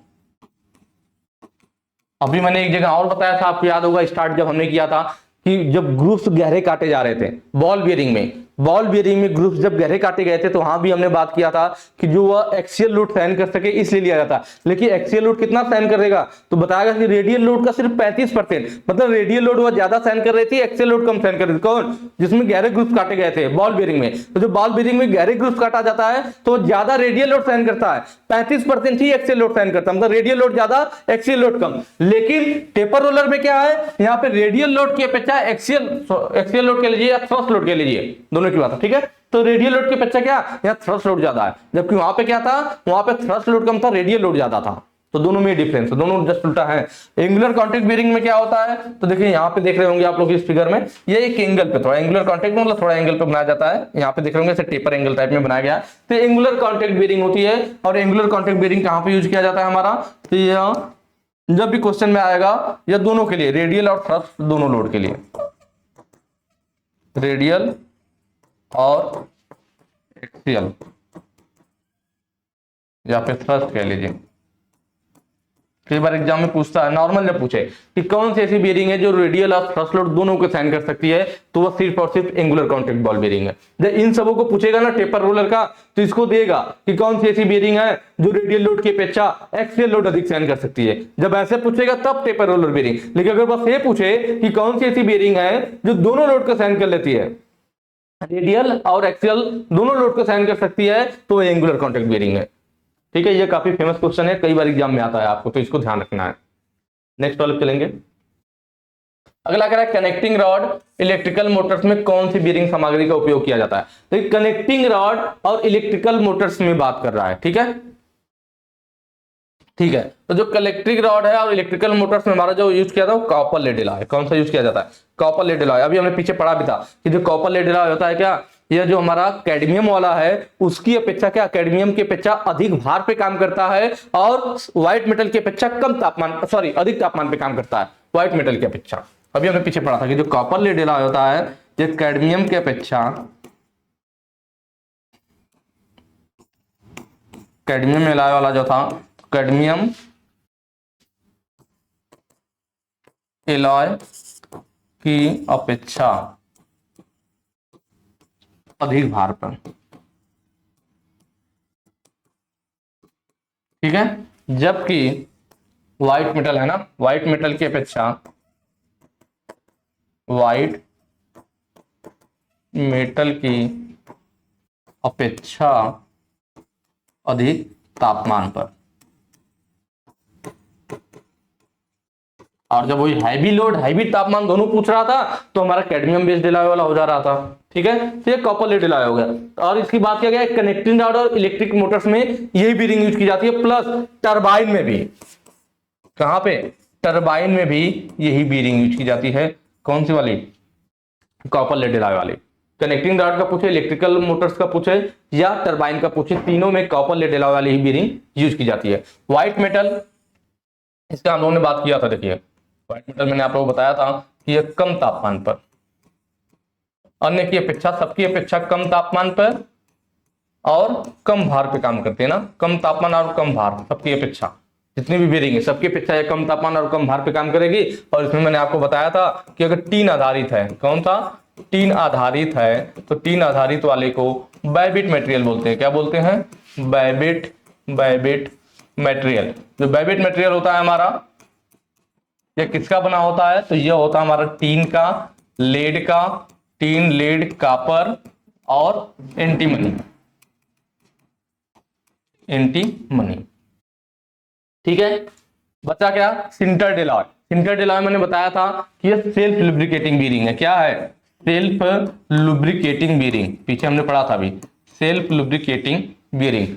कैसे, मैंने बताया था सिंटर्ड एलॉय में जो मेटल होता है उसको, उसकी बेयरिंग बनाते समय उसमें पोरिसिटी, छोटे छोटे पोरिसिटी बनाते हुए बनाते हैं, मतलब छोटे छोटे छिद्र बनाते हुए बनाते हैं, स्पंजी टाइप का। जो सिंटर्ड एलॉय वाले मेटल होते हैं ना, उनको क्या होता है, पोरोसिटी बनाते हुए सिंटरिंग विधि से बनाया जाता है और उसको स्पंजी टाइप का बनाते हैं, जिससे अधिक मात्रा में तेल को सोख लेता है और खुद से लुब्रिकेटिंग करता रहता है। इसलिए सिंटर्ड एलॉय बेयरिंग को सेल्फ लुब्रिकेटिंग बेयरिंग कहते हैं। एल्युमिनियम एलॉय वाले में क्या होता है, तो अधिक भार के लिए, अधिक भार के लिए कह लीजिए, या फिर जो सबसे ज्यादा क्वेश्चन पूछा जाता है वो किसके लिए, हार्ड जर्नल के लिए। कई बार यह क्वेश्चन पूछता है हार्ड जर्नल, कि हार्ड जर्नल के लिए कौन सी बेरिंग यूज की जाती है। ठीक है, तो हार्ड जर्नल के लिए एल्युमिनियम एलॉय वाली बेरिंग यूज की जाती है, इस चीज को ध्यान रखना है। चलिए नेक्स्ट क्वेश्चन पे चलेंगे। अगला है रक्षात्मक सतह प्राप्त करने के लिए अन्य धातु के साथ लेपित धातु के संचालन का। ठीक है, देखिए क्या कह रहा है कि रक्षात्मक सतह प्राप्त करने के लिए अन्य धातु के साथ लेपित धातु, ध्यान देना हमें क्वेश्चन में कि अन्य धातु के साथ लेपित धातु मतलब धातु का कोट चढ़ाना है, और एक होता है कि किसी धातु पर दूसरे धातु को ही चढ़ा देना। ठीक है, क्लैडिंग, देखिए यहां दिमाग में क्लैडिंग वाला इलेक्ट्रोप्लेटिंग वाला दोनों आएगा, इलेक्ट्रोप्लेटिंग में भी क्लैडिंग में। तो दोनों में लोग डिफरेंस कैसे करेंगे, हम डिफरेंस इस तरह से करेंगे कि क्लैडिंग में मैंने बताया था कि एक धातु को जंगरोधी बनाने के लिए, जंग से सुरक्षा के लिए क्या करते हैं, किसी एक धातु पर दूसरी जंगरोधी धातु का परत चढ़ा दिया, एक उसी धातु को चढ़ा दिया जाता है, एक धातु पर दूसरी धातु को ही चढ़ा दिया जाता है। मैंने बताया था आपको कि इस तरह से रोलर होते हैं, रोलर के बीच में क्या होता है, क्लैडिंग की जाती है। क्लैडिंग का मतलब है कि मान लीजिए हमारे पास यह स्टील हो गया, क्या हो गया, यह स्टील हो गया, तो स्टील के ऊपर हम क्या करेंगे, एल्युमिनियम, दोनों साइड से क्या मतलब एल्युमिनियम लगा देंगे। अब इसको क्या करेंगे, ये हमारा एल्युमिनियम हो गया, क्योंकि एल्युमिनियम जंगरोधी है। अब इसकी परत जब इसके ऊपर लगा दी जाएगी, अब इसको इस रोलर के बीच से गुजारेंगे, तो रोलर से क्या करेगा, इसको दबा देगा, इस पे एल्युमिनियम अच्छे से इसके ऊपर बैठ जाएगा। मतलब एक धातु पर दूसरे धातु को चढ़ा दिया गया, दबा दिया गया, किसके, रोलर के बीच में। एक धातु पर दूसरे धातु को चढ़ा देना जंग से सुरक्षा के लिए, या रोलर के बीच में दबा करके ड्राइंग करके खींच करके चढ़ा देना, वो हमारा क्या, क्लैडिंग कहलाता है। लेकिन यहां पे पूछा था क्या कि operation of a metal coated, मतलब एक मेटल का कोट चढ़ाना दूसरे मेटल पे, अदर मेटल टू ऑब्जेक्ट, मतलब हमें मेटल की कोट चढ़ाने का मतलब क्या, पेन टाइप का, एक मेटल का दूसरे मेटल पे कोट चढ़ाना है। लेकिन यहाँ पे एक मेटल को दूसरे मेटल पे दबा दिया जा रहा था रोलर के बीच में, या ड्राइंग खींच करके चढ़ा दिया जा रहा था, तो इसलिए क्लैडिंग होता। लेकिन यहाँ पे मेटल के लेप को चढ़ाने की बात कर रहा ना, लेपित धातु, तो लेप कौन से वाले में, तो आपको याद होगा इलेक्ट्रोप्लेटिंग।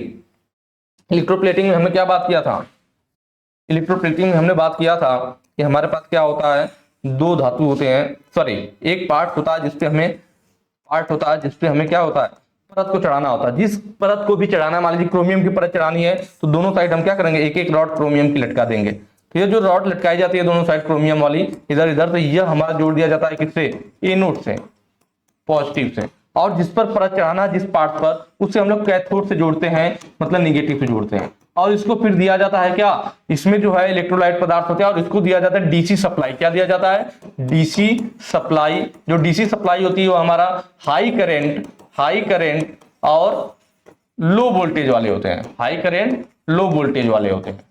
ठीक है, तो जब इसमें हाई करंट और लो वोल्टेज का सप्लाई, डीसी सप्लाई दिया जाएगा, तो यह जो हमारे दोनों साइड लटकाए गए हैं, जो एनोड से जुड़े गए हैं, मान लीजिए क्रोमियम है, तो क्रोमियम की परत धीरे धीरे क्या होगी, निकल करके, या जो बीच में पार्ट रखा गया है जिसपे हमें परत चढ़ाना है, जिसको कैथोड से हम लोग जोड़ रखे हैं, तो यह वाला पार्ट धीरे धीरे निकल करके इसके कलर लगा कर क्या होंगे, इस पार्ट के ऊपर चढ़ जाएंगे। तो इस तरह से इसके लेपित हो जाता है ना, एक पार्ट का, एक मेटल का दूसरे पे लेप चढ़ा दिया जाता है। तो ये इलेक्ट्रोप्लेटिंग में होता है, तो ऑप्शन डी आपका सही हो जाएगा। ठीक है, गैल्वेनाइजिंग में क्या होता है, तो मैंने आपको बताया था कि जिंक का घोल तैयार करते हैं। क्या करते हैं, जिंक का घोल तैयार करते हैं, और उसमें जो है चादर को डुबो करके निकाल लेते हैं, उस पर जिंक की परत चढ़ जाती है, उसी को गैल्वेनाइजिंग बोलते हैं। और सीमेंटेशन, देखिए ये मैंने आपको थोड़ा पीछे बताया था, सीमेंटेशन में मैंने बताया था 3 टाइप का होता है। कौन कौन सा होता है सीमेंटेशन, सीमेंटेशन हमारा 3 टाइप का होता है, सेराडाइजिंग,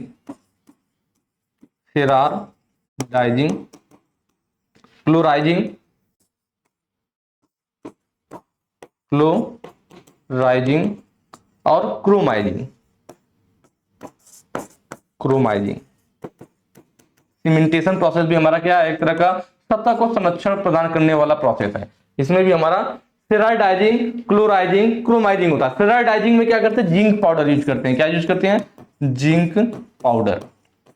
प्रोसेस मैंने आपको बताया था कि जिंक पाउडर को क्या, वो बैरल जैसा होता है, घूमता रहता है, उसमें जिंक पाउडर डाल देते हैं। जिस पार्ट पे जिंक का परत चढ़ाना है उसको उसमें डाल दिया जाता है, और उसको फिर 370 डिग्री सेल्सियस पे हीट किया जाता है। कितना गर्म किया जाएगा, 370 डिग्री सेल्सियस तक। ठीक है, क्लोराइजिंग में क्या होता है, इसमें एल्युमिनियम पाउडर यूज करते हैं। किसका पाउडर, एल्यूमिनियम।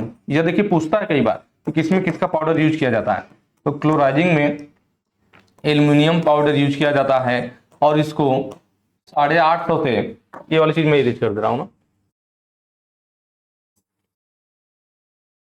और इसको क्या होता है 850 से 1000 डिग्री सेल्सियस में गर्म किया जाता है। क्रोमाइजिंग, देखिए नाम में क्या, क्रोमाइजिंग, क्रोमियम, क्रोमाइजिंग क्रोमियम नाम में ही आ रहा है, तो इसमें हम लोग क्रोमियम पाउडर यूज करते हैं। क्या यूज करते हैं, क्रोमियम पाउडर। यह जो होता है लगभग हमारा 1300 से 1400 डिग्री सेल्सियस में, ठीक है। सबसे ज्यादा सुरक्षात्मक सतह क्रोमियम पाउडर वाला ही देता है। अगर तीनों में देखा जाए तो सबसे अधिक सुरक्षात्मक सतह किससे मिलती है, क्रोमाइजिंग वाले से, क्रोमियम पाउडर वाले से। यह 1300 से 1400 डिग्री सेल्सियस पे होता है। यह हो गया क्या, cementation process. Cementation process 3 type के हो गए। यह सतह की सुरक्षा करने का ही प्रावधान है जिसे सीमेंटेशन प्रोसेस कहते हैं, ठीक है। चलिए आज का हमारा लास्ट क्वेश्चन है कि जंग को रोकने के लिए कैलोराइजिंग प्रक्रिया में किस धातु के पाउडर, देखिए अभी मैंने पीछे आपको सीमेंटेशन प्रोसेस का तीनों चीज बता दिया, अब देखिए कितना आसानी से आप क्वेश्चन कर लोगे। तो यही मैं आपसे बार बार कहता हूं कि हम लोग जो इतना थोड़ा टाइम लगता है ना, लेकिन उससे आपका फायदा ही होगा, क्योंकि आपको जैसे नॉलेज मिल रही है ना। ऐसा तो है नहीं कि हम लोग यहाँ पे कॉमेडी कर रहे हैं, हंसी मजाक कर रहे हैं, जो चुटकुले सुना रहे हैं उसमें हमारा टाइम खराब हो रहा है, नहीं। हमने देखा होगा 1-1 मिनट हम लोगों ने पढ़ाई में यूज किया है, और इस चीज को अगर आप ऐसे डिटेल में पढ़ते रहोगे तो जो मैं आपको बार बार कहता हूं कि अगर एग्जाम में क्वेश्चन वगैरह चेंज होता है या ऐसी कुछ दिक्कतें होती है तो बाकी लोग को दिक्कत में आ जाएंगे, जो लोग पीडीएफ लेके रट रखे, लेकिन आप लोगों को कभी प्रॉब्लम नहीं आने वाली। आप उस समय याद करोगे, अच्छा हाँ यार उस समय जो हमने टाइम दिया था अब उसका यहाँ पे फायदा मिल रहा है, ठीक है। जंग को रोकने के लिए कैलोराइजिंग प्रक्रिया में किस धातु पाउडर का यूज किया जाता है, देखिए हमने बताया सीमेंटेशन प्रोसेस, सेराडाइजिंग, क्रोमाइजिंग, क्लोराइजिंग। सेराडाइजिंग में जिंक यूज किया था, क्रोमाइजिंग में क्रोमियम और क्लोराइजिंग में एल्युमिनियम पाउडर। तो ये ऑप्शन डी सही हो जाएगा भाई, एल्युमिनियम पाउडर। जिंक पाउडर सेराडाइजिंग में यूज किए थे हम लोग, किसमें यूज किए थे, सेराडाइजिंग में जिंक पाउडर यूज किया गया था। क्रोमियम पाउडर किसमें यूज किया गया था, क्रोमाइजिंग में, अभी हमने पीछे देखा, ठीक है। तो ये तीनों हो गया हमारा क्लियर। मुझे उम्मीद है आप लोगों को समझ में आया होगा, और चीजें कैसी लग रही है, अच्छे से समझ में आ रहा है नहीं आ रहा है, कमेंट करके आप लोग नीचे जरूर बताइएगा, मैं उसको देखूंगा। बाकी आगे के जो क्वेश्चन है हम लोग नेक्स्ट वीडियो में करेंगे। Thank you.